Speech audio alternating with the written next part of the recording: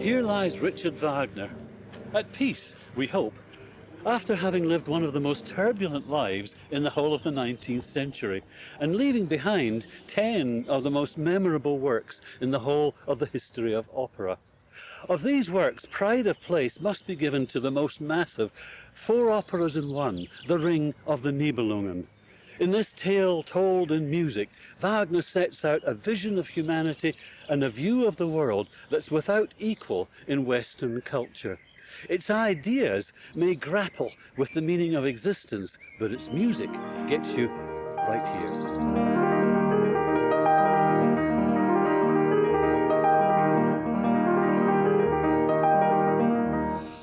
I'm Heath Lees, and I'm going to be talking about how I see and hear Wagner's world of myth, legend, and human action. You know, I fell in love with The Ring as a boy of 14 when I found an old 78 recording of something called Wotan's Farewell, and I sat down to listen to it. Well, it changed my life forever. And since then, I've studied Wagner, read Wagner, written about Wagner, lectured on Wagner, and with every week that passes, I've found that there's always more, good and bad, to learn about Wagner.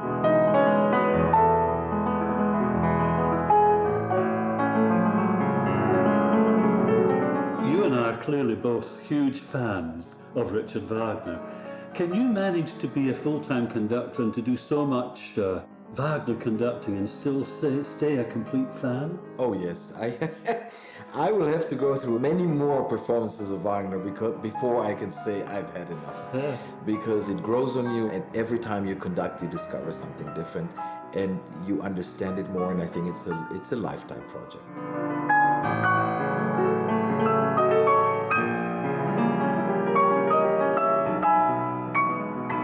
One thing I learned right at the start is that The Ring is first and foremost a work of music. Sure, it's also a work of poetry, a landmark of operatic achievement, but what really counts in The Ring is the music. And that's why in these programs I want to uncover the music in a new and deeper way.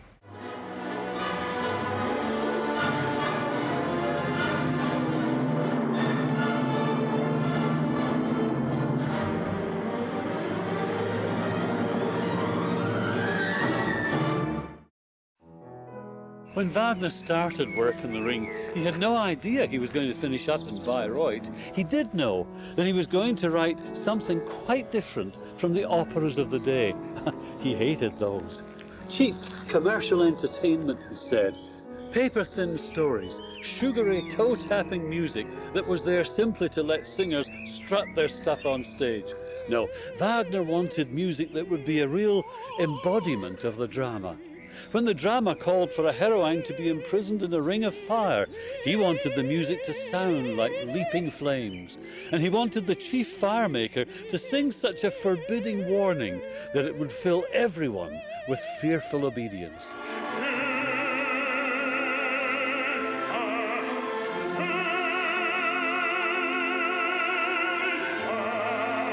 Wagner couldn't believe that any writer would be able to understand what he was after, far less write the words for him, so he decided to write the words himself.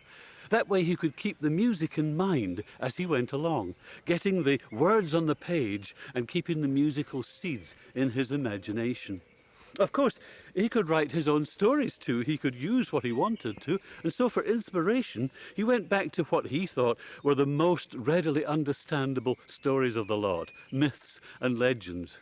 And for a main hero, even an opera by Wagner has to have a main hero, he went back to the mythical figure of Siegfried. So he finished up having written an opera in words, and the opera was called The Death of Siegfried.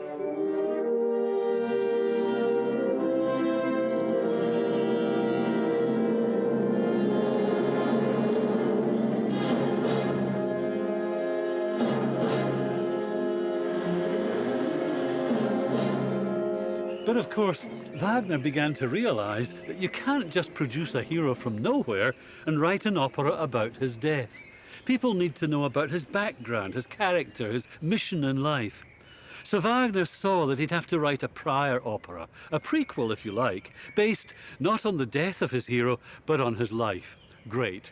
But another problem appeared when he discovered that most of Siegfried's life and activity came from what had gone before, from his mother and father and their history. So, back to the drawing board. Another prequel. This time telling the story of the early family history of Siegfried. By this time, Wagner saw that he was really writing about the beginning of the world and the evolution of the human race in a moment in time when the world needed human action to save it, or in Wagner's own word, to redeem it. Cue, this time, for a final prequel, the Rhinegold, a kind of Adam and Eve story of how evil got the upper hand over good, and it soured both nature and human nature, so that some wonderful event was needed to bring everything back into dynamic balance again. The tale told throughout the ring is all about trying to restore that balance. And it's a tale told in a language that Wagner had created for himself, a completely new marriage between drama and music. Ah, now we've got back to it again, the music.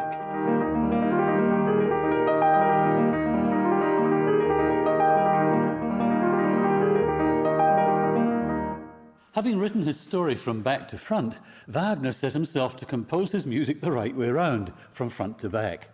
And he knew that from the first note of the first opera, the Rhinegold, he'd have to make it clear that this was something in words and music that no composer had ever done before. And that's why the Rhinegold, the opera we're looking at first, begins the way no other opera does. One single E flat, so low that the double basses have to tune down in advance to call it up. It's the birth of everything. The initial vibration that sets life in motion. In the beginning was the note, and the note is E flat, so low you almost can't hear it as it breathes its way into your life. But then things happen. Remember, this has to do with the creation of the world, and Wagner instinctively chose to present the way music creates its own world, the way it creates itself out of sound. Here, life begins to stir, not just on the stage, but in the music itself. How does Wagner get sound to suggest its own creation? Well, when you play any single low note, other higher notes are also sounding, though very faintly, in what the acoustics people call the harmonic series. Their natural sequence starts like this. The first few notes of the series sound more strongly, and they form a chord, what Wagner thought of as a first chord, a chord of nature. Using the rungs of this natural harmonic ladder, then, Wagner allowed his opening theme to be born, the upward straining of life coming into being.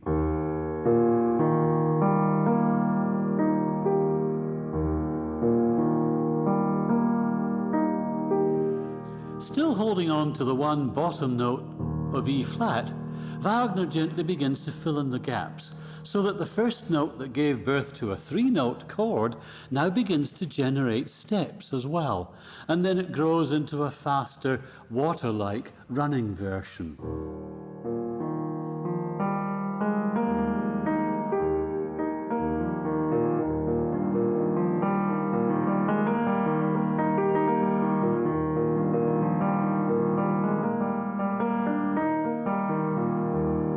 Faster and faster until you get a big swirling watery effect.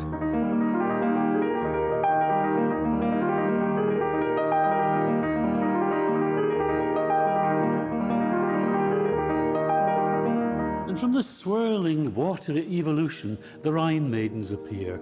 They're innocent inhabitants of their watery paradise, and their music comes out of the opening chord of nature, but it's changed and extended to move playfully up and down, with the original three-note pattern expanding to 5 notes, the pentatonic scale, which is really just the black notes of the piano. Wagner uses it in this key, that pentatonic scale that lies at the root of most of Europe's earliest musical folk tales. And Wagner knew that it was just right for his tale too, and he takes the 5-note scale and makes it this.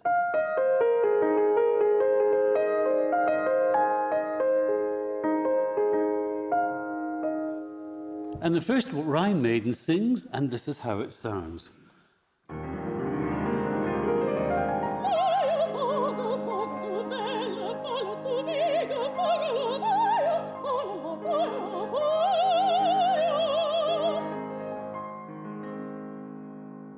And what is this tale that Wagner's going to tell through his music? It's a tale woven from timeless myths that try to make sense of the deepest things: the beginning of the world, the appearance of human life, the struggle between good and evil. The first primeval characters who figure in this tale live in clearly drawn worlds. There's the dwarves, of course, cunning, cruel, sly. Alberich, their leader, not the most attractive being on the planet, is taunted unmercifully by the beautiful Rhine maidens.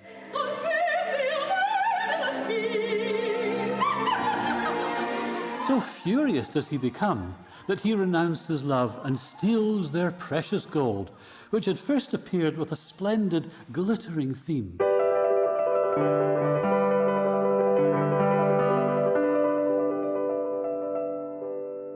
Alberich's violent renunciation of love now allows him to forge a ring with which he can rule the world.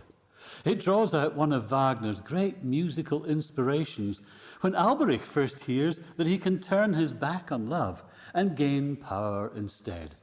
Woglinde, the Rhine maiden, tells it to him with all seriousness. Nur wer der Mine Macht entsagt, nur wer der Liebe Lust verjagt, he who the power of love belies, he whom the joy of love denies, to him comes the magic that turns the gold into a ring. As a theme, it's quite long, but it splits easily into two parts that sound the same on the top, but underneath, the chords have profoundly changed, throwing the tune off its axis, the way Alberich's theft will throw the world off its axis. This becomes this now. And then it trails into the dark sounds that'll turn into the theme for the ring. Here's Woglinde sounding out her warning.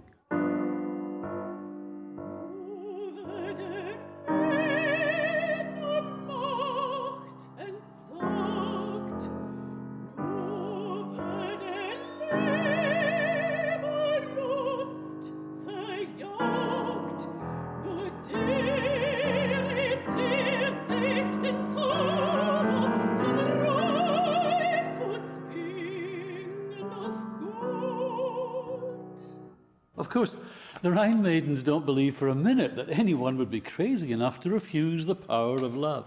But Alberich does. And when he steals their gold, the music plunges from the light of paradise into the darkness of chaos. Den höre es die Flut, so verfluch ich die Liebe. Hear ye, O floods, shouts Alberich. Now do I curse love. Den höre es die Flut, so verfluch ich die Liebe.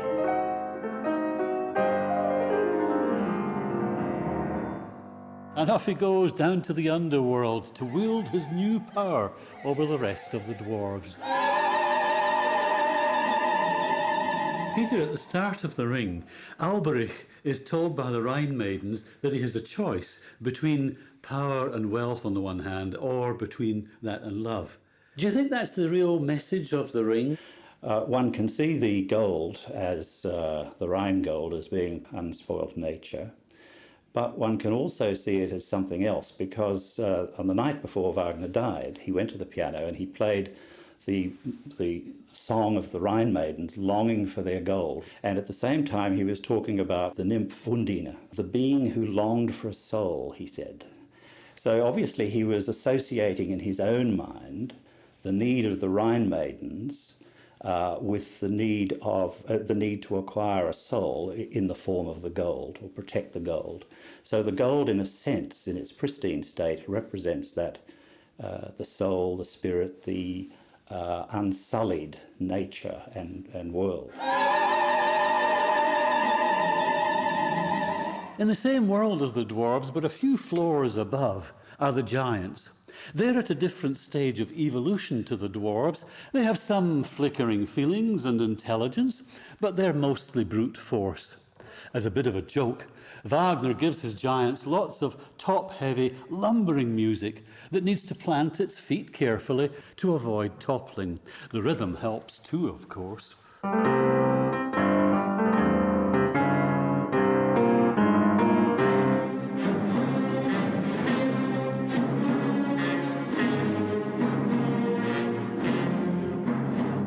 Wagner gives the giants the most basic, childish musical progression of dominant to tonic, the notes 5 to 1. European music of Wagner's day used this over and over again to the point of exhaustion. In fact, Wagner used to joke about Mozart playing this 5 to 1 repeatedly to cover up the sound of the dishes being washed in the nobleman's kitchen.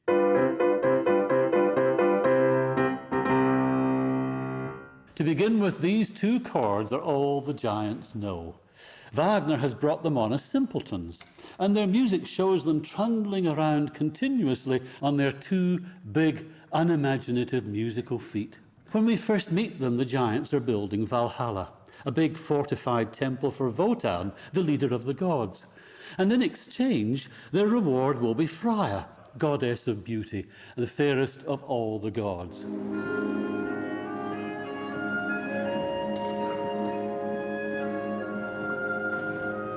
Ah, yes, the gods. Unlike the giants and the dwarves, the gods are intelligent beings, and they enjoy their luxury flat at the top of the world. Yet they're still insecure, and Wotan, the leader, wants the much bigger and stronger abode that Valhalla will provide. The gods can be crafty too. They're always trying to exercise their power over others, yet pretending to do so through logic and reason, symbolized by all the world's treaties carved upon Wotan's trusty spear. Now that's another fabulous invention of Wagner's, Wotan's spear, standing for the rule of law and represented by a downward scale.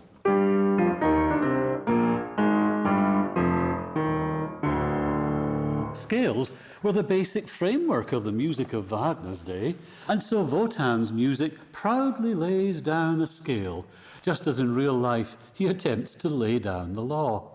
But Wotan's plans never quite work out the way he expects, and so his theme invariably has more notes added on to the end, as though it's toppling downwards, telling us that the consequences of his actions are unforeseen and grave.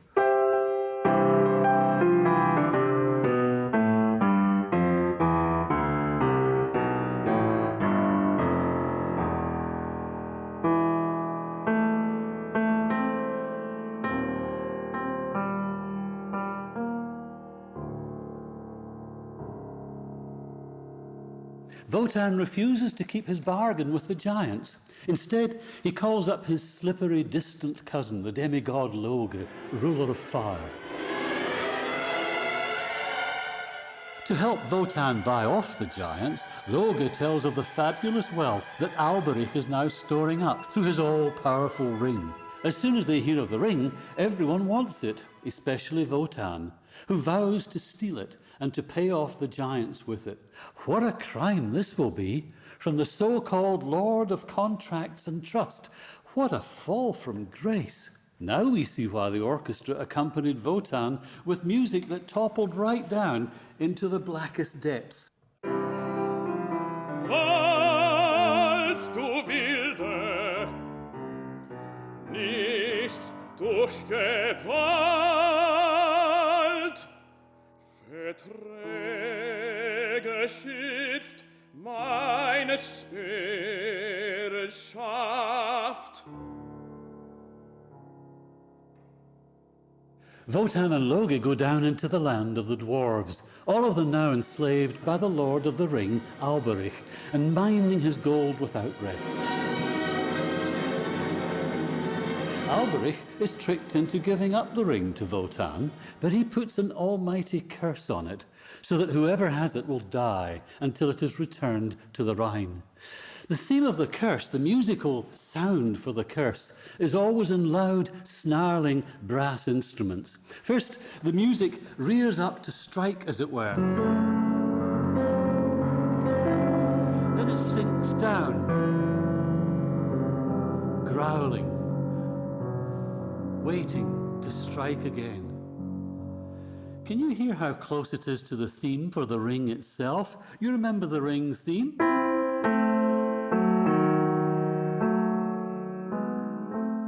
Well, the curse on the ring simply turns the opening notes upside down. Ring and curse can never be separated. The ring becomes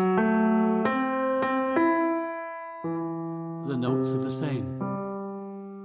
Wagner is telling his tale through the music.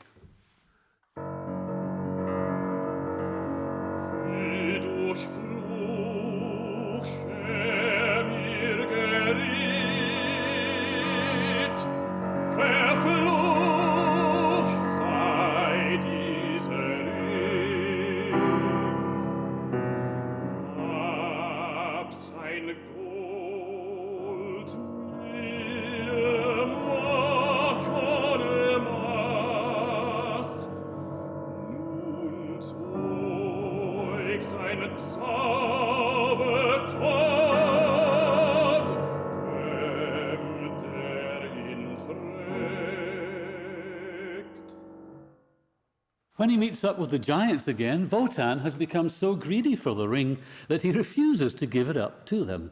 Only when Erda, the Earth Mother, rises out of the ground and commands it, does he yield.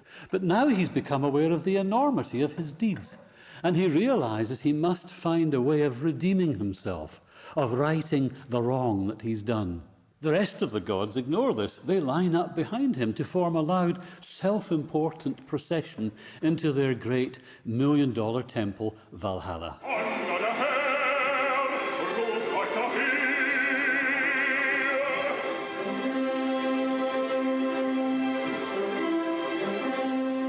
Wagner was very smart here, and the basses are not playing. This is only violas, second violins, and first violins who are playing these.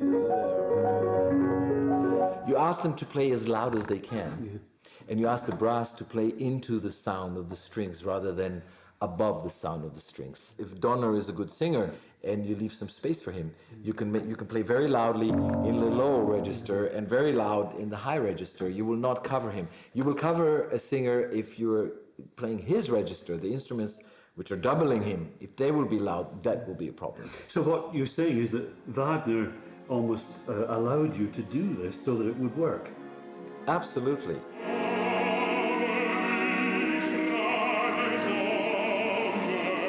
The way Wagner worked, he told his tale first in his own poetic words, a kind of language which he said was already music because it had been created with a careful ear for the sounds, the gestures, and the family connections that words do make within language.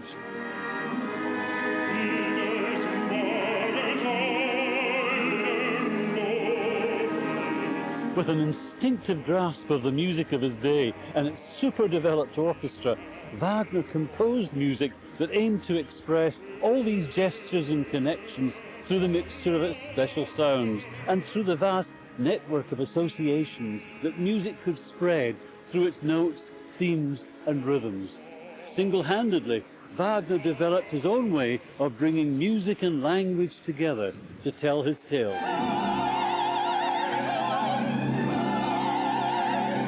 I get the feeling that what Wagner is doing is that he's setting all his characters on the stage, as it were, and he's treating the audience a bit like children. They have to encounter the themes very blatantly. I mean, the theme for the gold, for example, takes ages before it's finally brought in. Then you hear the theme.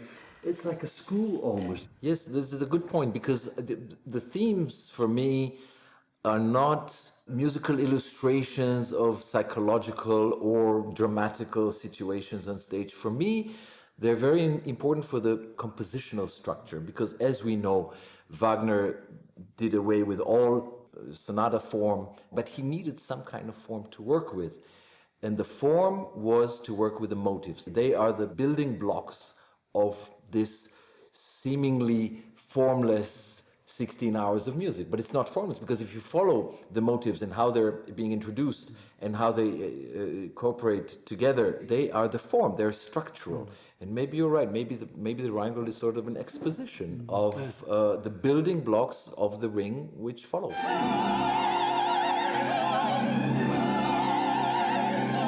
First, he composed themes to represent bits of the story by actually sounding like the kind of effects that these bits would have. Remember the Rhine maidens. They first appear with one of the most important themes. Their theme sounds like the flowing water of the Rhine that it's meant to suggest in its undulating liquid shape.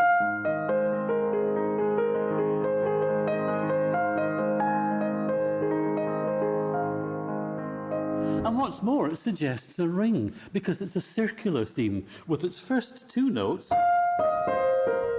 being repeated at the very end by the last two notes. Another example, take the sword theme that appears at the end of Rhinegold, just fleetingly. The sword theme is heroic, usually played on a trumpet. It's got an open squaring off theme to begin with, and then an upward thrusting phrase. And it's music that makes you imagine that a sword is being drawn and brandished, ba-dong, and then pong, pa-pong, pa-pa. That's one way in which Wagner puts the meanings into his music. They sound like the effect that they are trying to suggest. The second way he has of telling his tale through music is to recompose his themes, to give them more layers of meaning, often changing not just the theme, but the context surrounding it, or the person who sings it, so that it reveals a new link, a different aspect. The Rhine Maiden's very first greeting to the gold is a fantastic example of what can happen. Listen especially to the two opening notes I've just played. We've heard them before, and we saw that they're the theme's closing notes as well. But Wagner goes on to give these two notes a life of their own. He changes the key into the clear air of C major, and the two notes now become the Rhine Maiden's greeting to the gold. Rhinegold, Rhinegold, they sing. Alas, by the end of the opera, when their gold has been seized and made into a ring of power, it now bears Alberich's curse, and the joyous Rhinegold becomes a dark minor key wail, a cry of loss in the distance, while the gods unheeding move into Valhalla.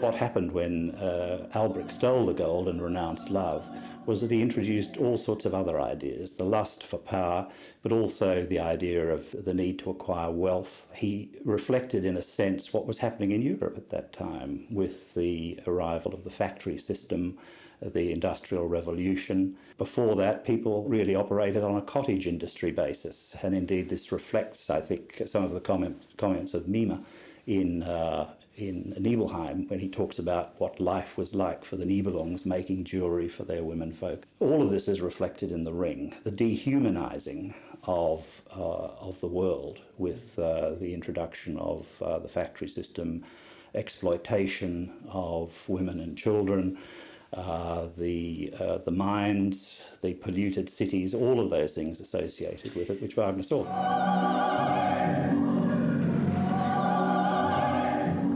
Wagner's gift of embedding the most powerful messages of the tale into his music reaches new heights when he transforms the second part of the Rhine Maiden's joyous hymn to the gold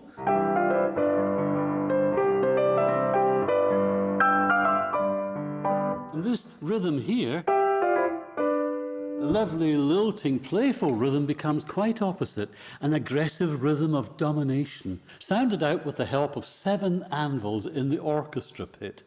In Wagner's days, anvils were obvious symbols of the human domination that the Industrial Revolution had wrought. The anvil theme is first heard as Wotan and Loge go down into Alberich's underground world of Nibelheim.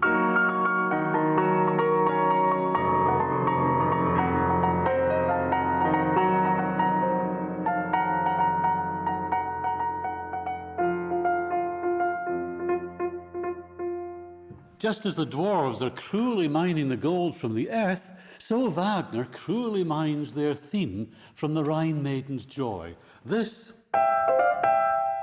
has become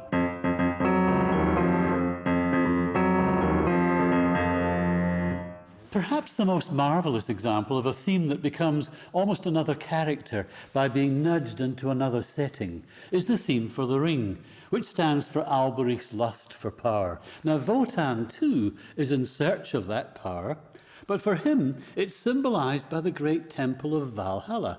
So Wagner makes the ring theme almost the same as the theme for Valhalla, yet he composes the music so well that consciously you don't notice it. Yet it does make a deep effect. Listen to the music for the ring. And with just a little nudge, Wagner makes Valhalla sound like this.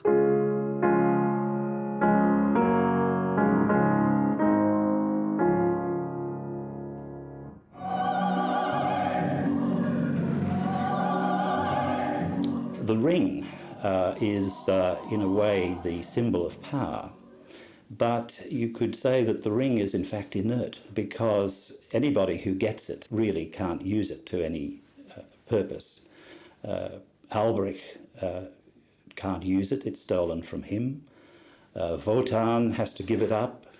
Fasolt dies, he can't make use of it.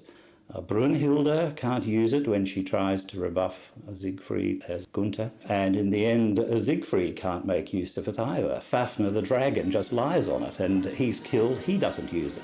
So in a sense, the ring is inert.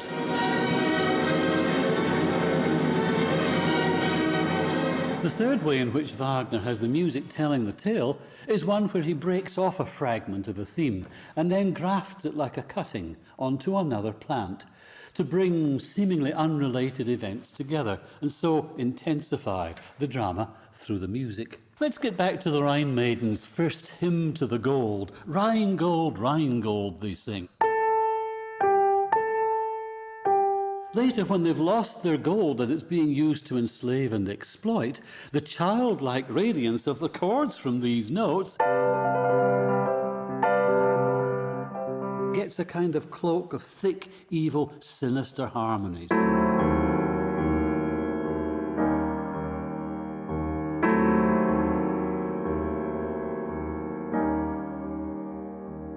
Sometimes Wagner will take fragments of his early themes and transform them, not just through this opera, but at different stages throughout all four operas. Do you remember the theme that's associated with Alberich renouncing love and committing the world crime of stealing the gold? We saw that the theme was in two parts, almost the same. I said almost the same. In fact, the two parts are woven around two different chords. This one and this one are actually the two chords that will frame Siegfried's theme in the third opera, and they generate his theme like this. There's the chord going to... The music is telling us that when Siegfried eventually appears, his music will grasp this discord that Alberich has instituted and restore it to harmony. But when you start propagating these themes into all the other operas, you begin to see a vast network of connections that's really quite breathtaking. Look at the Rhine Maiden's opening theme for just one last time. You remember... In the Valkyrie, the second opera, that becomes the theme for the sleeping Brunhilde.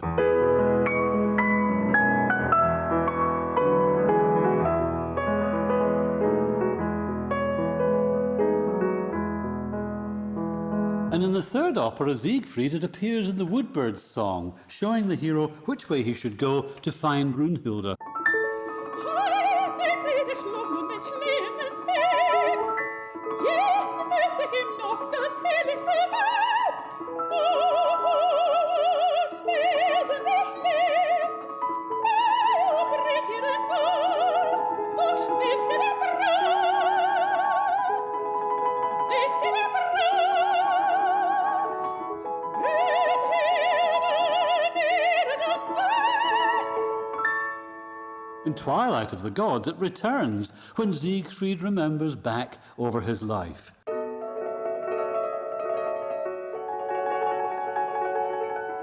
Hei, Siegfried, gehört den Nibelungen heut.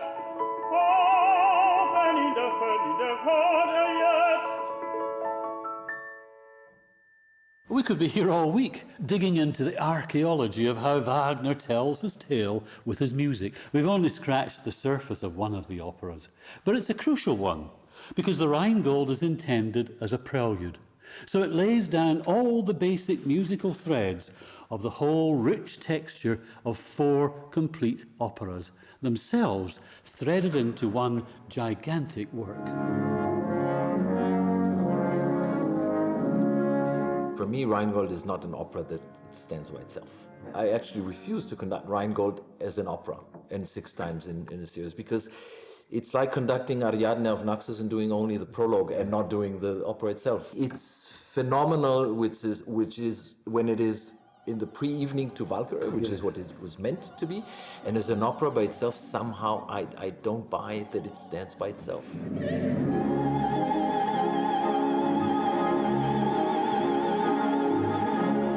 For now, we'll leave it with the gods entering their temple, all the while trumpeting their false glory. It's a wonderful finale, but there's a lot more to come. 3 whole operas to come, in fact, and we'll deal with them in the next 3 programs, beginning with the Valkyrie, the opera where, for the first time, humans enter the ring.